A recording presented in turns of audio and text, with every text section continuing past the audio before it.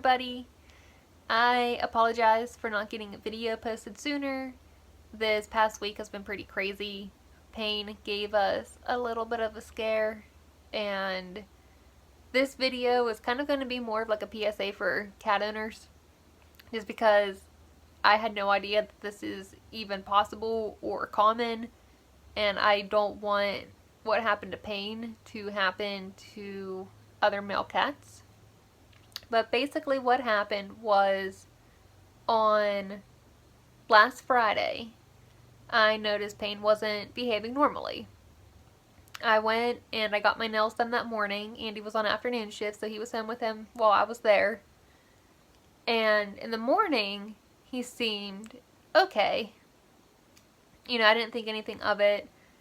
Andy didn't notice anything differently. So I went and I got my nails done, and I came home. And he follows me around, but not all the time. So whenever I was in my living room working and he wasn't there, I didn't really think anything of it. But time was passing, and it's like 3 o'clock in the afternoon, and I still haven't seen him. So I tried calling him, because usually whenever you call his name, he'll come running right to you. I tried shaking a toy that made noise to try to get his attention, and he didn't come for that either. So I went and I grabbed his treats and I shook his treats because he loves food. And he did come running for that. He was downstairs. I put some on the floor for him, but he didn't really eat them, which was bizarre because he always eats his treats. And after sniffing his treats a little bit, he went back downstairs. So I'm like, okay. I went back to work, I just kind of let him be. Maybe because it was like hot on Friday and downstairs in our house it's a little bit cooler, he wanted to hang out there. Not a big deal. So it's like 5 o'clock. I went downstairs and checked on him, and he's just laying in between our recliner and our fireplace. I'm like, okay, I'm checking on him. I'm like petting him. He's letting me rub him, but wasn't really moving. So I tried to get him to come upstairs with me, and he started to follow, but walking very gingerly. He wasn't running. He wasn't really walking at a fast pace. He was just kind of walking, and then he would stop a little bit. And he would walk some more, and he would stop. And one of the things I noticed instantly was whenever he's downstairs and we're walking upstairs, he always bolts right in front of you super quick to get ahead. And he wasn't. He was just like really taking his time coming up the steps, which was really odd. And I did notice that he was looking down more by his tail a lot more than what he normally does too. And I know cats love grooming, and I didn't think it was anything too suspicious. But whenever I was noticing it like a lot more, my first thought was, okay, maybe he has like an irritation. Maybe it's just like super itchy there. Maybe he got litter. You don't know. And I apologize. I'm not using my tripod, so we're a little shaky. But, so I called down to Cheat Lake Animal Hospital in Morgantown, West Virginia, because that's like the closest emergency vet, because of course our local vet that I normally take them to was out of the office at 4:30. So I called down. I just said how I know you can't really do anything over the phone, but I didn't know if this was something I would need to bring him down for, because it's about an hour away from where we live. And, that's whenever they said, they can't really diagnose, but kind of keep an eye on him, whatever. If I feel like I need to bring him down, to call them and let them know. So some time passes. I'm texting my mom. I'm texting a friend of the family who has cats too. Just like trying to get, like, maybe like put my mind at ease. Maybe I'm overreacting, because I really don't know. He's 4 years old. Pain and Panic are both 4 years old, and we've never had any kind of issues with them. So, Mom told me to wait until Andy got off work. She didn't want me driving by myself. And, with him being on afternoon shift, sometimes he doesn't even get out of the mine until 2 in the morning. You know, like I'm sitting on the couch and I'm trying to work and I'm trying to get my stuff done, but I just had like this very big gut feeling telling me get him to Cheat Lake. So at 10:30 at night, I'm night blind. Keep that in mind because I can't see at night to drive. So at 10:30 at night, I'm calling Cheat Lake to let them know that I'm coming down. I don't know if there's anything physically wrong. I just know he's not acting himself. And I had to get them there. Like, there was just something telling me, get him to Cheat Lake. So at 10:30 at night, I'm driving down to Morgantown, West Virginia. And I got there. Thankfully, it wasn't super busy at 11:30. So they pretty much took us right back once I gave them all of his information. And it turns out he had a blockage. And what that meant was he wasn't able to pee. And, you know, they were asking me if I noticed that. You know, I was honest with them. You know, I said, no, I didn't notice anything different. He was until today, this afternoon. But I don't, like, stalk his life, so I don't know if he peed. I don't know if he didn't pee. I don't know if he was eating. We fed him. I think he ate breakfast. I don't see why he wouldn't have. And, you know, like, I took him down there. You know, they're like filling around and they told me that he does have a blockage and it's really common in male cats. And I guess what happens is they will either get like bladder stones and it'll block the exit, or they'll also get what's called a mucus plug that will block the exit. So all this being new to me, I have no idea what any of it means. You know, like my first thought was, okay, you know, maybe there's like medicine that you can give me. Maybe there's just like a shot that you'll give him and then he'll be on his way. And it turns out he had to stay.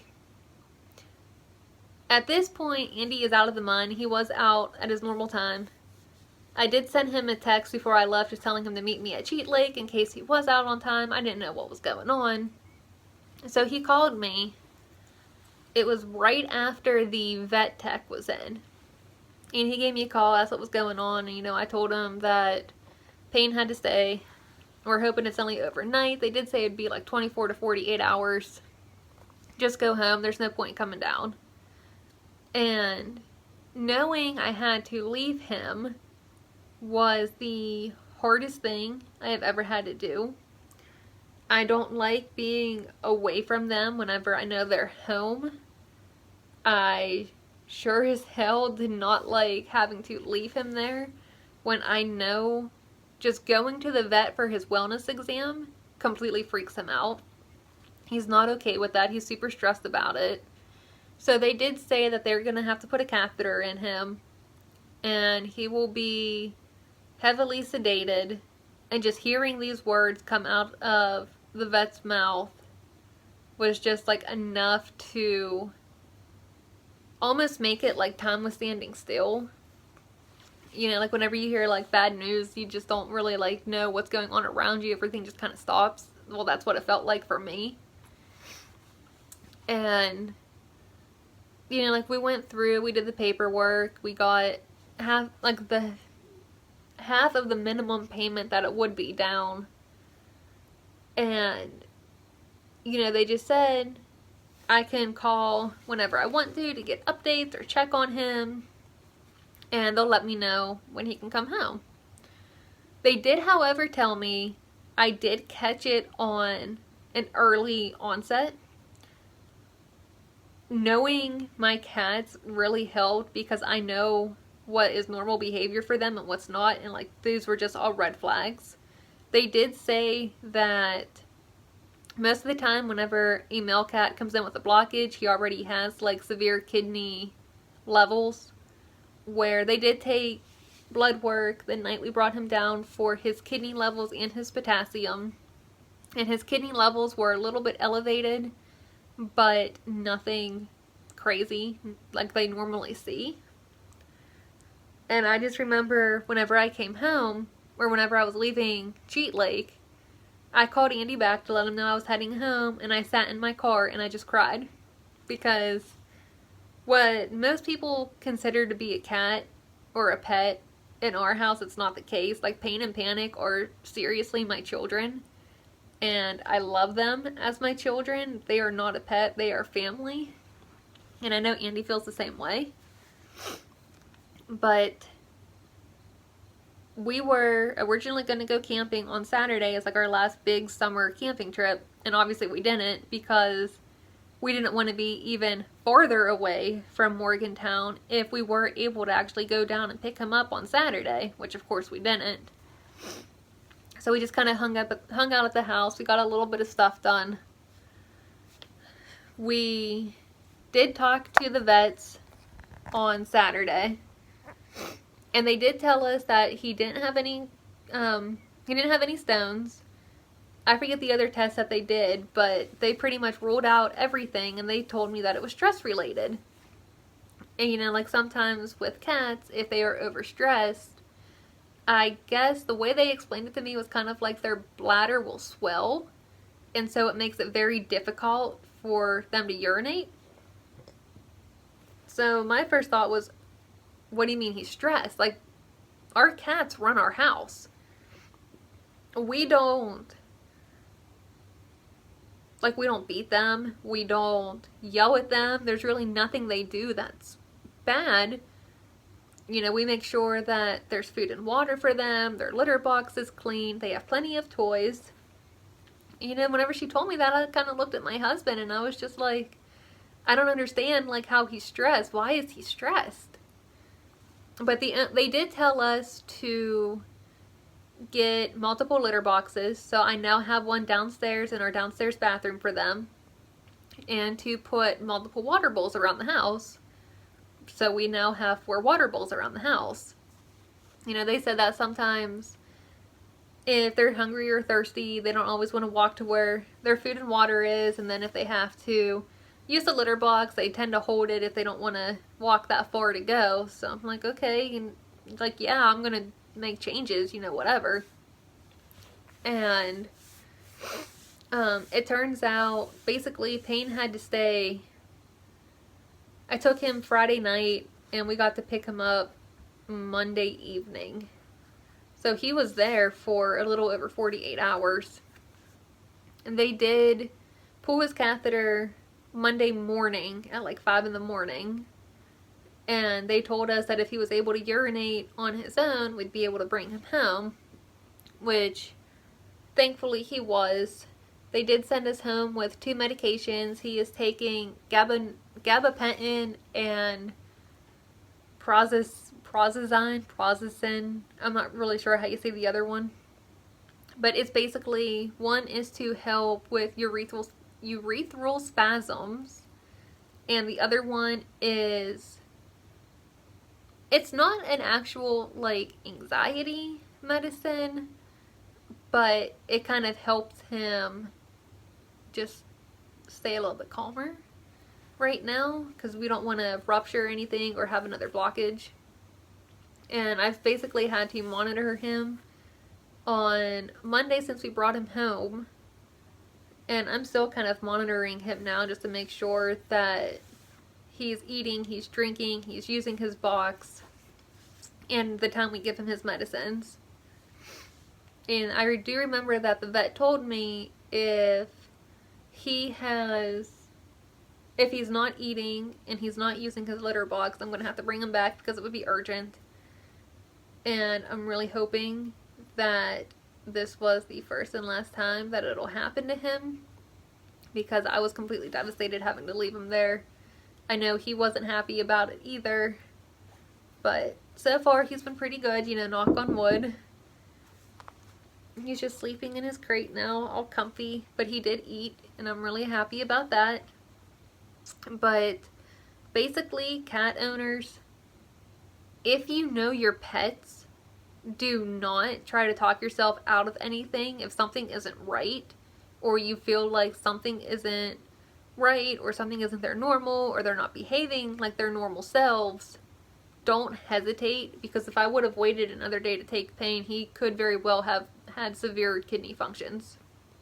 You know, thankfully, I listened to my gut, and he is now, I forgot to mention too, he is on a prescription diet now. So I guess he is taking the It's the Hills brand, but it's the CD urinary diet, I guess. It's supposed to kind of like change the pH levels so that if there were to be any kind of like crystals or debris or whatever in his bladder, it's supposed to kind of eliminate that. And Panic is able to eat that too, which is good because they usually share bowls.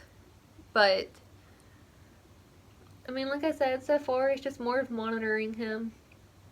And I think the only reason he's laying in his crate right now, which isn't normal for him, but I think it's because it's a little chilly today and there's a really, really soft, warm blanket in there. But other than that, he's been eating, he's playing, he's jumping, he's purring, he's wanting your attention. He is hiding, but I think it's because he's finally caught on that he needs medicine, and today has only been day 4 of it out of 10. God help us. But other than that, he is getting back to his normal self, which I am so, so incredibly thankful for. I mean, like I said, he is not just a pet in our household, neither is Panic. You know, these cats are our children. They're my babies. Like, I treat Pain like a son. Both of them are so spoiled. And it's been rough. You know, like, I have a book coming out November 5th that's titled Getting to a Healthy, Happy Place. And it is basically all of my ways that I help to keep my anxiety and stress under control. And let me tell you, I haven't worked out because I didn't want to get into a rhythm and then have the vet be like, oh, hey, you know, he's good to be released. So I didn't want to start something. So I haven't worked out. I was eating still. I probably prayed to God, I don't even know how many times, just for Pain to get better. Like, constantly. My sleep was basically out the window. I mean, Andy's kind of was too. He was off this weekend, thankfully, so we didn't have to worry about work. But I think on average, I might have slept 2 or 3 hours a day. And I remember on Saturday, we were both on the couch, and we were just watching a movie or something. I don't remember what we were watching. And we both just kind of like passed out on each other for an hour. And we tried to go to sleep at night, and obviously neither one of us could really sleep because Pain wasn't here. Pain was stuck at the vet. He was uncomfortable. I know he was stressed out of his mind, and it made it even worse because we weren't there with him, and I felt so bad that I was so scared to sleep just because if the vet would have called me in the middle of the night, I didn't want to miss a call from them. So it's not that I couldn't sleep, it's just that my body wouldn't allow me to because of the thought that they were going to call and I would miss them, which thankfully they never did have to call. Nothing out of the ordinary or urgent came up. But they did tell me that having a little blockage is common for male cats, especially once they've reached the ages of 3 and 4. If it keeps happening and it's consistent, he may need surgery. They said that they usually like to wait until it happens like at least 3 times, which thankfully this was only his first, hopefully his last. And if he were to need surgery, they call it a PU, which I guess is basically they don't turn a male cat into a female cat, but I guess they like cut the tip of, well, they cut the tip off basically, since it's like the most narrow thing on him. And it's supposed to help prevent any future blockages because you really shouldn't have anything being blocked. But we're not there yet. Hopefully we never have to get there because I don't want my poor little baby to have to undergo surgery. I mean, they were both fixed whenever they were like 6 or 8 months old, but even that was rough because I didn't want them to have to go through surgery. But other than that, I mean, please, cat owners, pet owners. Hey, Bubby. He's waking up a little bit. Oh, there you can see him. There's my baby. Think you could see him. Yeah, you did. But, you know, pet owners in general, again, know your pets, understand your pets. What isn't normal behavior, please get them checked out. Even if it's just a false alarm, it is better safe than sorry. I was hoping I was taking him for a false alarm just because I didn't, other than him not talking, not playing, not jumping, I didn't really notice anything other out of the ordinary. And I just thought maybe, I don't know, maybe it was just cooler downstairs or he just didn't want to play. But again, know your pets. It wasn't a false alarm. I really wanted it to be, but it wasn't.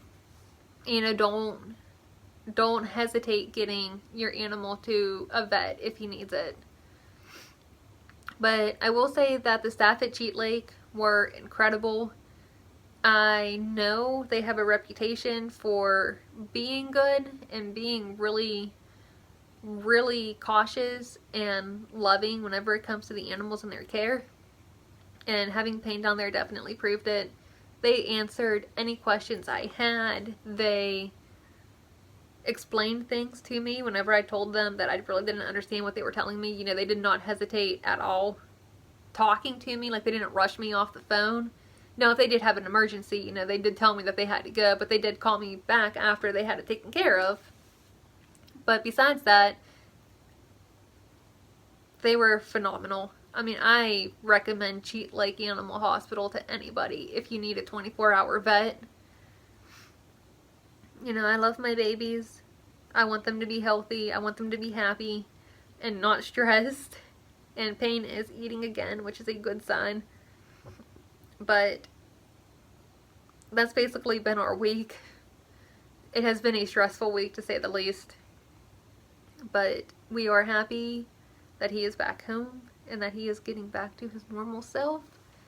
And to anybody who follows me on social media or just happen to see my stories on Instagram or whatever, to those of you who did say a prayer for Payne and for our sanity and just for him to get better, thank you so much. They worked. I still pray every night that, you know, he's not going to get blocked again.